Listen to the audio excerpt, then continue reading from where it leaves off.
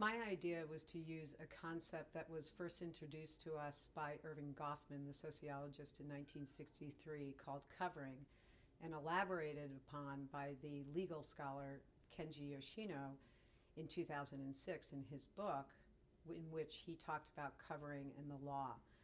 I wanted to look at covering and its impact in corporate America. Actually, its impact in the corporate community. Covering is defined by downplaying our stigmatized identities, or in other words, hiding significant pieces of ourselves to conform or hyper conform to our corporate environments. The example of covering for me was hiding the fact that I was suffering anxiety and panic post 9/11 and being in the towers in 9/11. But we saw a wide variety of covering in our research. Gay individuals who don't bring plus ones or talk about what they do on the weekends in order to hide their sexual identity. We had veterans hide that they served in the military. We had individuals hide that they had physical disabilities and would forego canes in order to show up at work and appear more virile.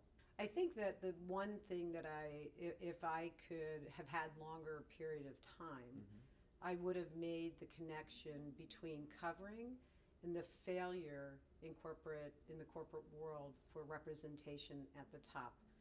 When you look at over 30 years of investments around diversity and inclusion programs in our corporate settings, and yet, here we sit in 2014, and less than 1% of Fortune 500 CEOs is Black, less than 2% Hispanic, 5% women, and 0% until very recently, so 0.2% of openly gay CEOs.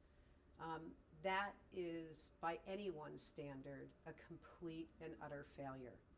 And I think what our research does on covering is expose the underbelly of what's really going on in the corporate world.